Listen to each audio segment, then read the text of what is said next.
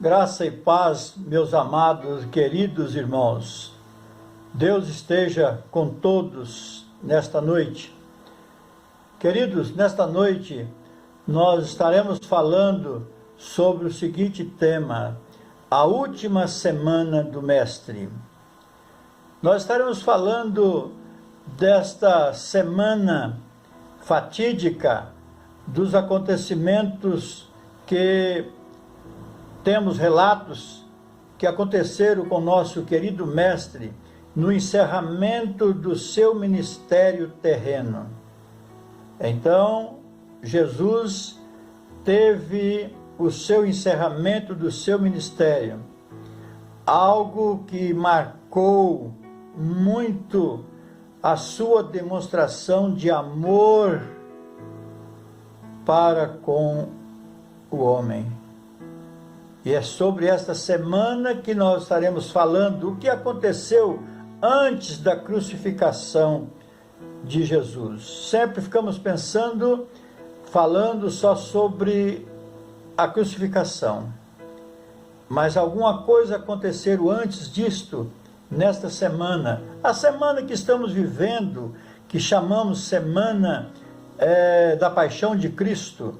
Então nós vamos voltar lá atrás, a origem desta semana, como começou tudo, o porquê desta semana ser chamada Semana da Paixão de Cristo. Primeiro dia da semana, um pouquinho antes do primeiro dia da semana, ao começar esta semana, da qual estamos falando, Jesus estava lá em Betânia, lá em Betânia, na casa do seu amigo Lázaro, e de lá ele foi para uma festa ali, onde ele foi ungido ali com um vaso, com alguém que chegou com um vaso de alabastro, cheio de um óleo caríssimo, e jogou sobre os seus pés ali, e então essas coisas aconteceram lá em Betânia. Jesus sai de Betânia e vem para Jerusalém. Chegando ali em Betfagé, ele faz todo um preparo para a entrada dele em Jerusalém. E chegando ao Monte das Oliveiras, ele é acompanhado por uma grande multidão e já encontra com mais pessoas, onde se formou uma multidão atrás e uma multidão na frente dele. E o texto narrado em Mateus capítulo 21, de 1 a 11, diz sobre esta história. E nós vamos estar lendo apenas o versículo 9, onde tem o clamor daquelas pessoas que estavam ali com Jesus. Diz assim o texto 9 de Mateus 21. Grande multidão o recebeu, colocando ramos por onde ia passando, e gritavam. E a multidão que ia adiante e a seguia, clamavam dizendo: Hosana ao filho de Davi, bendito que vem em nome do Senhor, Hosana nas alturas. Bendito é o que vem em nome do Senhor. Um alvoroço, gritos, dando um bem-vindo ao Senhor na entrada triunfal dele em Jerusalém. Cumpriu-se ali, neste momento, deste versículo, cumpriu-se ali a profecia registrada em Salmo 118, versículo 26. Jesus entra em Jerusalém. Chega segunda-feira. Segunda-feira, Jesus anda aos arredores da cidade, e ali, caminhando junto com seus discípulos, ali ao redor da cidade, algumas outras coisas aconteceram, mas uma coisa marcante é que, nesta caminhada, ele passa perto de uma figueira. Essa figueira não tem frutos, mas também não era tempo de frutos. Ele não acha fruto nessa figueira, e ele amaldiçoa esta figueira. sobre essa amaldiçoa esta figueira, a maldição desta figueira, né, a esta figueira, nós vamos estar estudando uma outra ocasião, o porquê que Jesus amaldiçoou esta figueira, qual o significado deste amaldiçoar esta figueira. Mas acontece que ele fez isto, e nós vamos continuar lendo o texto, Marcos capítulo 11, versículo 19 e 20, e sendo já tarde, saiu para fora da cidade, isto na segunda-feira, à tarde, sendo já tarde, saiu fora da cidade, e eles passando pela manhã da terça-feira, viram que a figueira tinha secado desde a raiz. Meus amados, ele sai à tarde, vai para fora da cidade, nessa saída fora da cidade, ele amaldiçoa esta figueira e sai fora da cidade. Há quem diz, alguns historiadores, alguns estudiosos da palavra, há quem diz que ele retorna a Betânia, mas o texto não dá clareza a respeito. Então, nós não podemos afirmar que ele voltou para Betânia. O texto diz que ele saiu fora da cidade. E ele voltando da cidade, voltando para a cidade de Jerusalém, eles passam perto da figueira e os discípulos veem que a figueira está seca desde a sua raiz. Estamos na terça-feira. Terça-feira, Jesus, então, vindo, passa perto da figueira, eles veem que a figueira está seca, entra novamente em Jerusalém, e vai para o templo, e chegando ao templo, acercaram-se dele, estando já ensinando os príncipes dos sacerdotes e os anciões do povo, dizendo: com que autoridade faz isto? E quem te deu tal autoridade? Está registrado em Mateus 21, 23. Jesus estava no templo ali, e eles reuniram e perguntaram para Jesus: com que autoridade faz isto? Como pode ensinar algo que nós não estamos ensinando? E Jesus, o mestre dos mestres, estava ali ensinando os mestres, dando ali naquela ocasião uma oportunidade a eles de arrependimento. Mas ali eles começaram, foi totalmente o contrário daquilo que ele esperava, o arrependimento. Eles começaram a arquitetar, a matar Jesus. Chega quarta-feira, o plano para matar Jesus é começado a pôr em prática, é ser executado, a pôr arquitetando ele.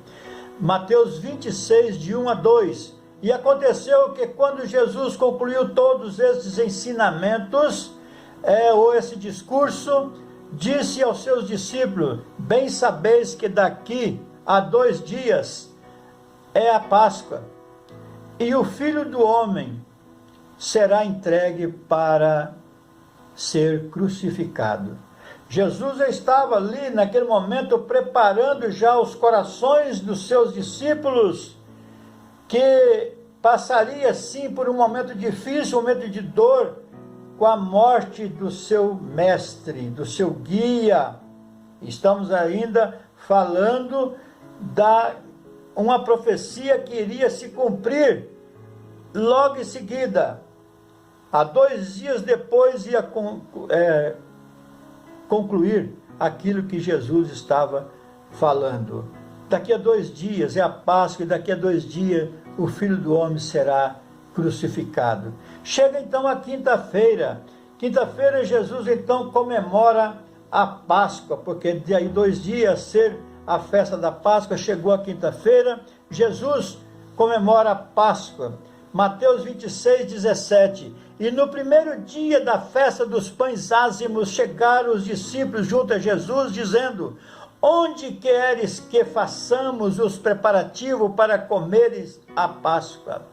E ele disse: ide à cidade, há um certo homem, e dizei-lhe: o mestre diz, o meu tempo está próximo, em tua casa celebrarei a Páscoa com os meus discípulos. E os discípulos fizeram como Jesus lhe ordenara, e prepararam a Páscoa. E chegada a tarde, assentou-se à mesa com os 12, e comendo eles, disse: Em verdade vos digo que um de vós há de me trair.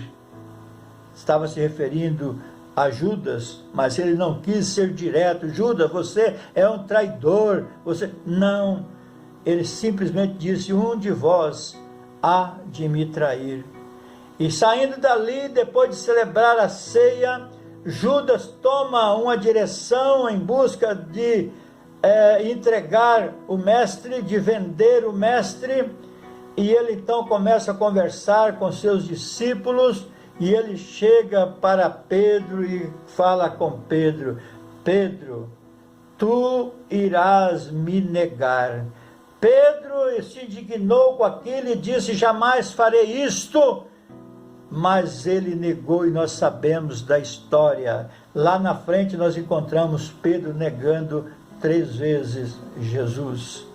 Dali então, Jesus descendo um pouco mais, ele chega ao Getsêmani, onde ele será preso. Chegando ao Getsêmani, nós sabemos desta história, esta parte, este episódio da história aí é marcante, porque no Getsêmani, Jesus chegando ali de noite, ele vai orar, os discípulos também já cansados, ele pede para que os discípulos fiquem vigiando, e ele vai um pouco mais adiante e começa a orar, e por 3 vezes ele volta e as pessoas estão dormindo. Na terceira vez, quando ele volta, ele fala assim: agora pode ficar acordado, porque a hora chegou. Mas neste momento que ele está orando, meus amados, ele vai um pouco orar, um pouco mais à frente orar, é um momento que, de fato, quando começamos a pensar, nós vemos que Jesus demonstra sempre o seu amor para conosco. Ele começa a orar e começa então a soar gotas de sangue, tudo porque passou em sua mente, ele viu tudo o que iria acontecer com ele naquele final de semana. E naquele momento ele fala para o Pai: Pai, se for possível, passa de mim esse cálice, passa de mim tudo que está por acontecer, mas contudo, Pai, faça a tua vontade. E ele volta e encontra os discípulos, e ele diz: acorde agora, porque é chegada a hora. E naquele momento então chega os soldados, e Judas dá-lhe um beijo, mostrando para o soldado quem era o mestre. E ele então é preso. Chega então sexta-feira, mas nesse período antes da quinta-feira à noite, já tarde da noite, Jesus é preso. Então começa então o interrogatório, começa ali então as ofensas, enfim, todos os maltratos nele, todas as injustiças sendo aplicadas no nosso querido mestre. Em Mateus capítulo 27, versículo 1, versículo 2, versículo 11, versículo 31.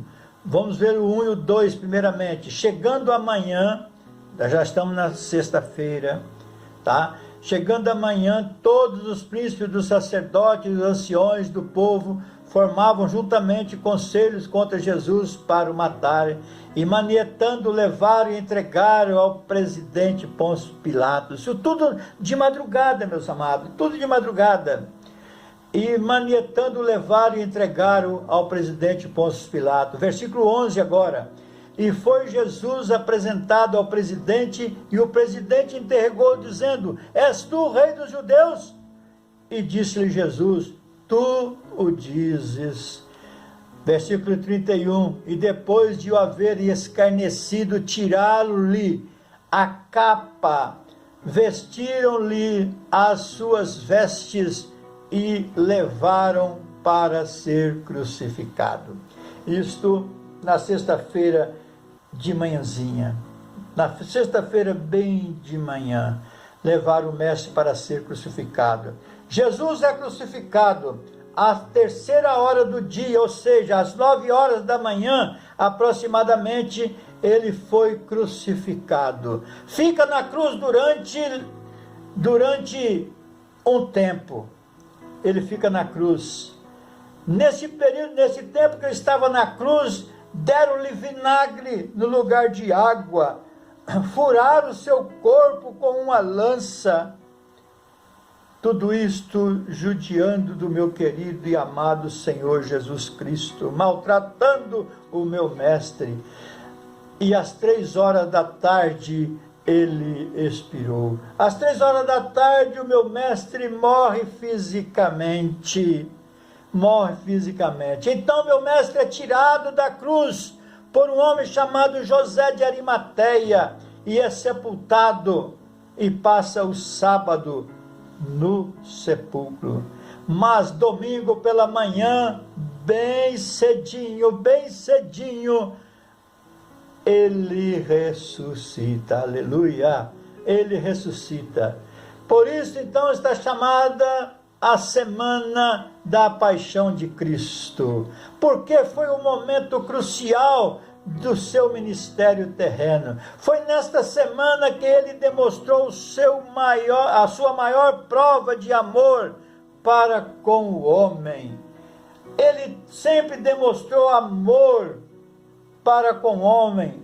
Os seus conselhos durante seu ministério era conselho de demonstração de amor, que amando ele aconselhava as pessoas.